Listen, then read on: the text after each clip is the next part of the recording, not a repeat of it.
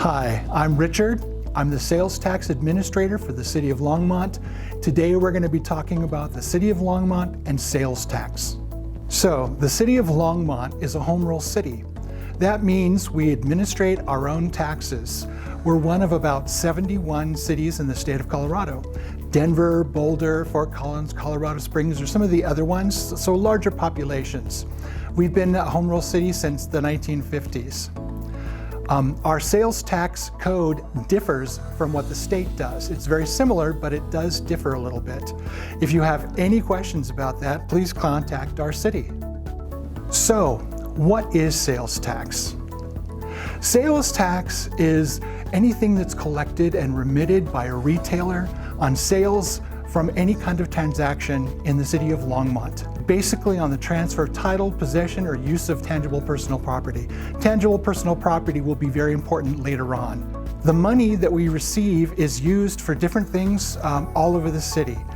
Operating the city, capital improvements, streets, sidewalks, traffic lights, purchasing open space, public improvements, and then of course public safety, police, fire, and courts. Those are all things that the money is used for. What is tangible personal property? It means the personal property that can be seen, weighed, measured, felt, touched, stored, transported, exchanged, or anything of that manner that is perceived to the senses. That means software, other kinds of things, ebooks, anything that's brought in digitally. So who pays the sales tax? The sales tax is paid by the end user. In other words, the person that's actually purchasing the thing. And it happens at the point of sale. The end user basically will be the one that uses or consumes the item.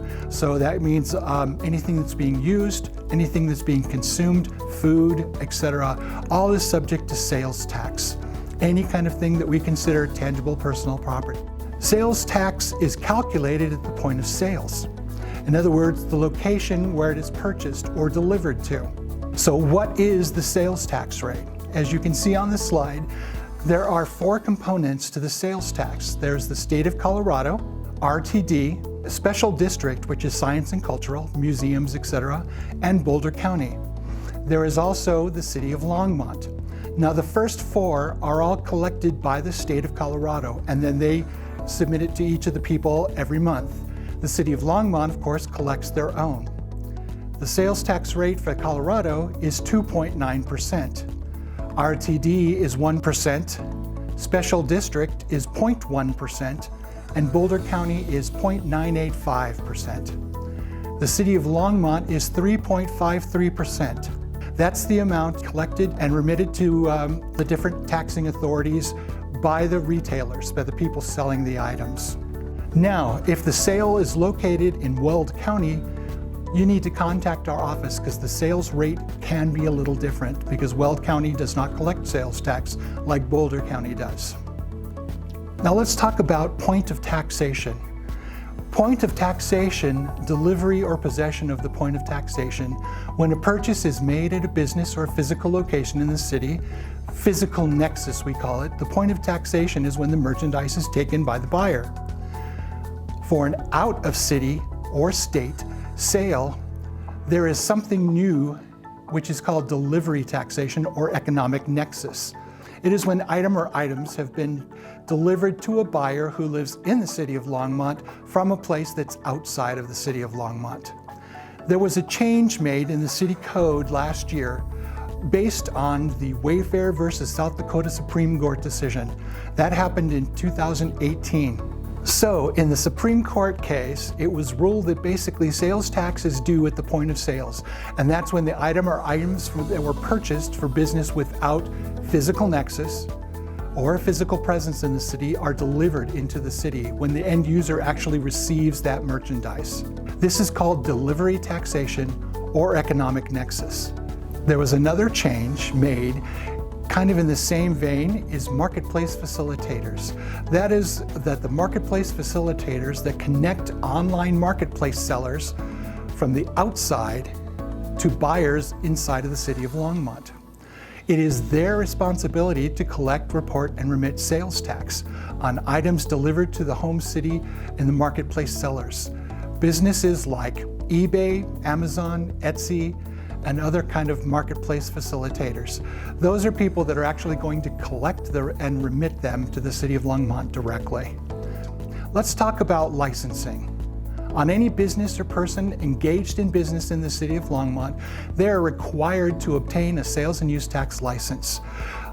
They could have economic nexus or they could have physical nexus. In other words, if they reside in Longmont, if they are an employee or agent of a group that are inside of the business, employee or agent on duty at the location of the city, owns, leases, rents, or otherwise exercises control over real property or tangible personal property, or if they make deliveries. That would be the economic nexus. So what kind of licenses do we have in the City of Longmont? Well, the City of Longmont has a sales and use tax license. That's our traditional one. There is a one-time fee of $25 for processing, but it does not expire. Once the account is open, it stays open until you ask us to close it. There's a special event or temporary sales tax license, good for an event 30 days or less, but it has to be one event, and we typically say one event per year. What other City of Longmont licenses or permits may be required? Well, liquor licenses, marijuana special retail licenses, secondhand dealers or pawnbrokers, sexually oriented businesses. Permits may be required for mobile retail food vending permits, short-term rentals, arborists, people that are doing cutting of trees, and trash haulers. All of those have different agencies within the city that you'll need to contact.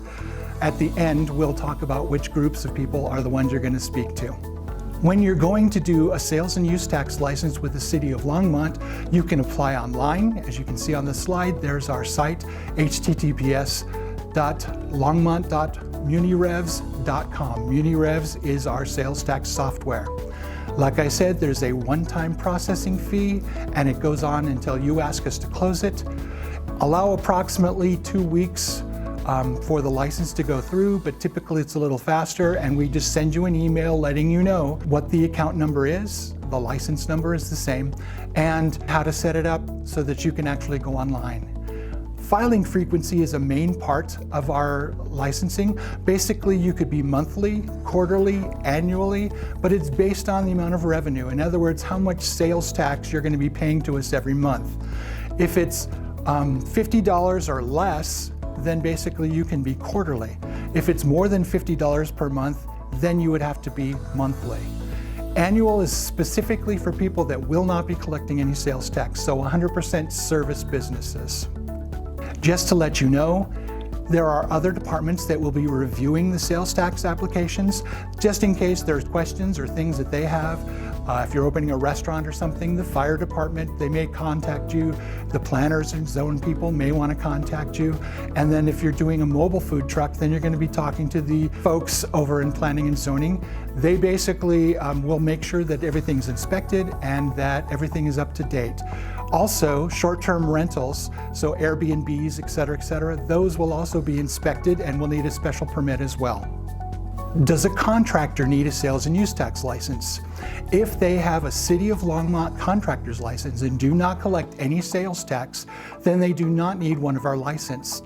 That changed in September of 2020. How do I make changes to my accounts? If you are located inside of the City of Longmont, you can go online to the same place and fill out one of our account change of information forms.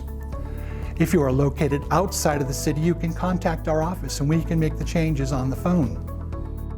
Purchasing or selling a business. To find out if the business that you're purchasing is in good standing, contact the seller and have them come into our office. With their permission, we can tell you if the business is in good standing, or if it has a sales tax and if there's a balance due. If there is a balance due, the new owner assumes the liability for that seller.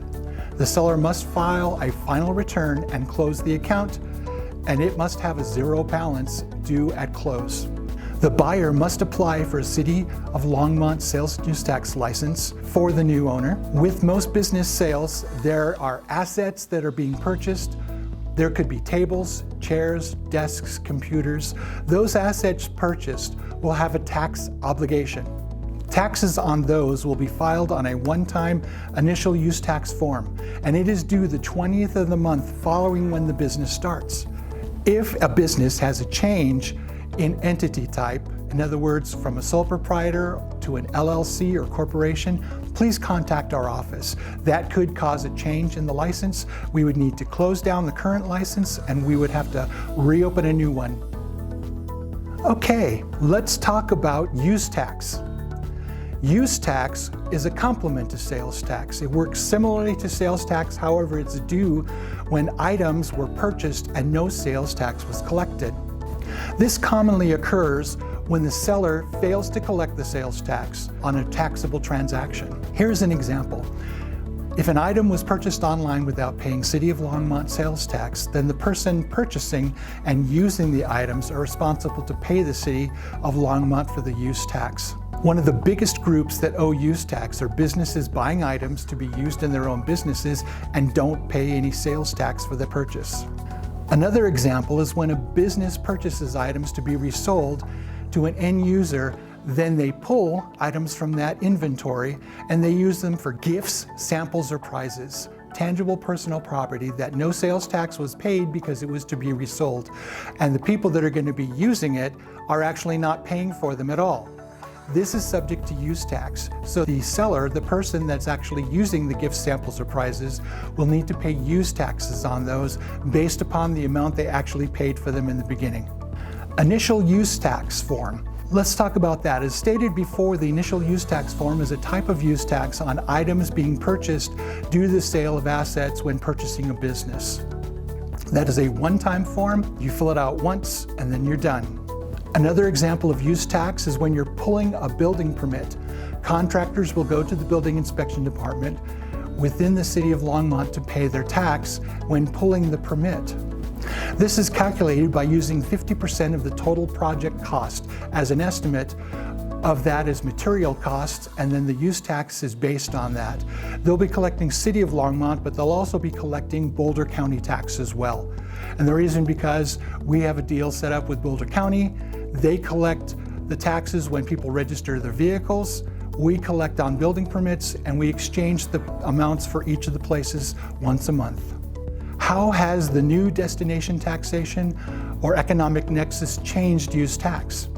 The destination taxation has changed use tax tremendously, as well as sales tax as well. Prior to the destination taxation, it was common for retailers outside of the City of Longmont to not charge any City of Longmont sales tax.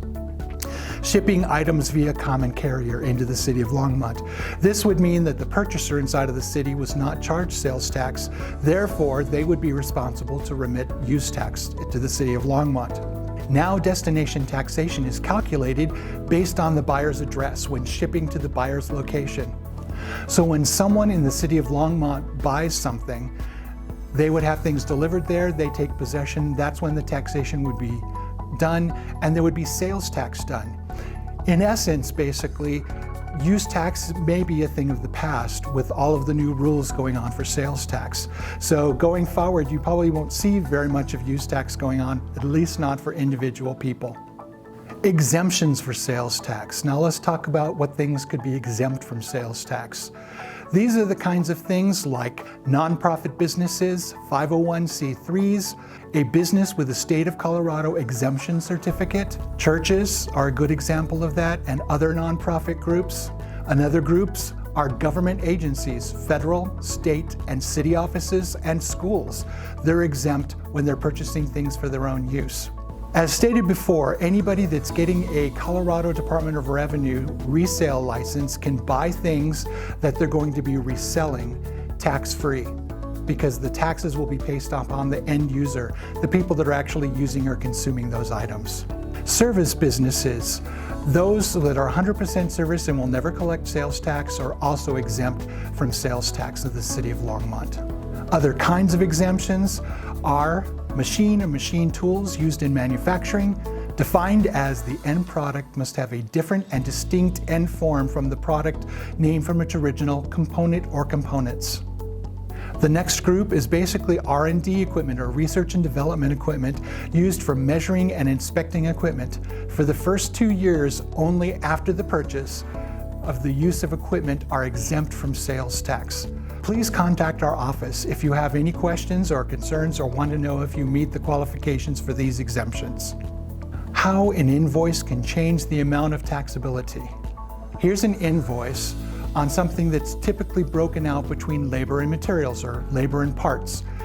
This particular one is Norm Speed Shop, and basically you have labor and it's set at $100. You have the part, it's set at $50. So the tax amount is only on the parts, not on the labor. When you group it together, that's how the tax will be run. If you separate them out on your invoice, you may not have to collect anything but materials. The one exception to that is when everything is together in one item.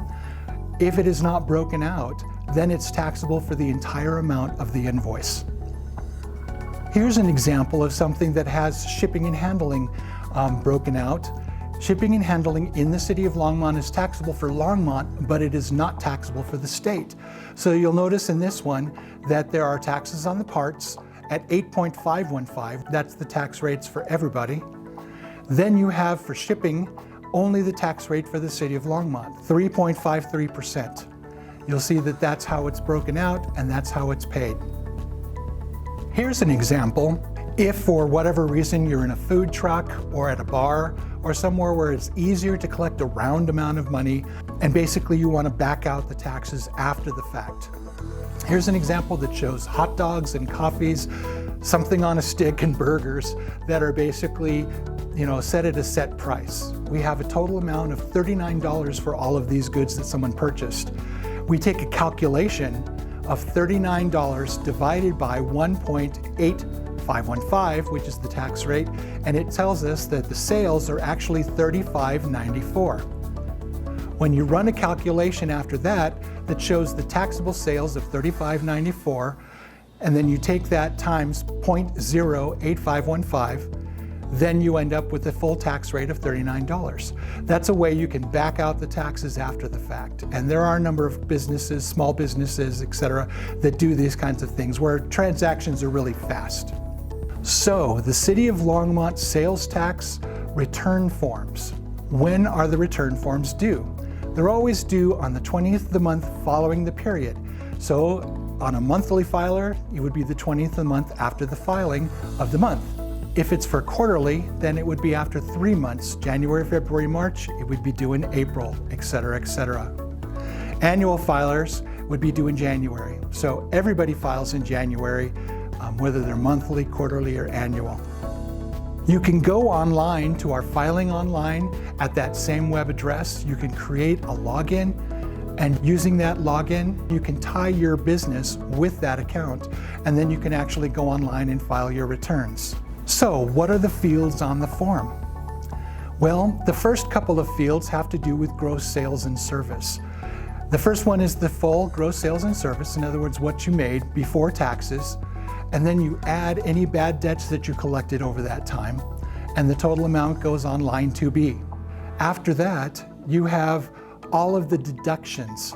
The deductions are going to be everything from a non-tax service sale, so it's all services, to sales to another licensed dealer that they're going to be reselling it. It could be that you're going to be shipping it out of town. It could be bad debt that you're charging off. It could be trade-ins, for example, vehicles and other things. It could be the sale of gasoline and cigarettes. Those have a special tax on it separate from that, and the city does not collect sales tax. Could be to a government or charitable organization. That's those 501c3 businesses, churches, other kinds of organizations, or taxation offices, schools, etc. Return goods, things that were purchased that needed to be returned. Any kind of prescription drugs or prosthetic devices, those things are non-taxable, and any other kind of deductions. The example of that is the food stamps or gift cards. Those are perfect examples of things that are non-taxable. The reason why gift cards are not is because when the person actually uses the gift card and purchases the item, they will be paying tax at that time. So if you're looking at the example on the screen, you can see that gross sales and services were $25,000. You also collected an additional $250 in bad debt. So that makes the total of that $25,250. Now we're going to deduct $1,500 for sales that were service sales. We're going to deduct $2,500 for sales to a licensed dealer that's going to turn around and resell the items. We're going to deduct $1,000 for things that are shipping outside of the city. And then we're going to deduct $250 for, in this case, we'll just say gift cards. So the total amount of deductions is $5,250. When you deduct that from the total amount of gross sales and service, that brings us down to $20,000. When you take that $20,000 times 0.353, which is the City of Longmont rate, you end up with $706 of tax. The next section is the vendor fee. The special vendor fee is basically a gift that we give back to you for filing on time. If you're filing on time, you get to deduct the vendor fee of a maximum of $25. So it's 3% of whatever tax is owed to a maximum of $25. In this particular case, they just didn't choose to do that. So the next section is the ones for 10, which is anything subject to use tax. These are for any purchases typically used by the business itself that didn't have any City of Longmont sales tax purchased for it. In this case, we did $3,500 at 3.53 equals $123.55. You'll notice that the use tax rate and the sales tax rate are identical. All of them are 3.53%. The next section are the penalties and interest for anybody that filed late. Basically, there's a 10% penalty if you did file late. It's 10% of whatever tax was owed, and an interest rate of 0.5% for each month that it's late. In other words, the interest accrues. The penalty will always stay the same at 10%, but the interest does accrue every month for as long as you're not paying that tax. Also, as stated before, if you are late for any reason, you do not get the vendor fee. So that amount of money will not show up. So now we have a sales tax amount of $706. We have a use tax of $123.55, so a total tax due of $829.55. Now comes the question, how do I make a payment? Once you've submitted your return online, you can use the SIPA payment portal. It's connected with the online application, and it will accept e-checks or credit cards or debit cards. If there is an amendment you want to make to your return and you've already filed your return, contact our office. Typically, we'll have you send in a hard copy. We'll determine whether you get money back or whether you still owe money. We can make an adjustment and you can make that payment.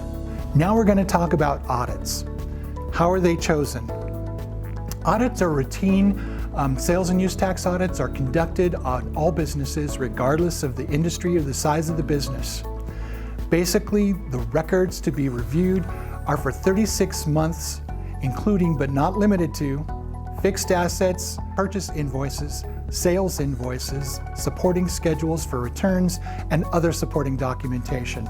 All those things will be collected by the auditor. If you have any questions about the audit or what's going on with the process, you can contact our office or the auditor that made the initial contact about the audit. We can answer all your questions. So now let's talk about frequently asked questions. How do I know if my business will be allowed at the desired location? You contact the planning department at 303-651-8330 or email, and they can tell you whether or not that location is going to be appropriate for your business, if it's zoned correctly, etc.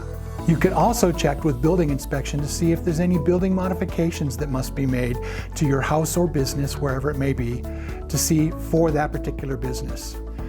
Do I need a sign permit?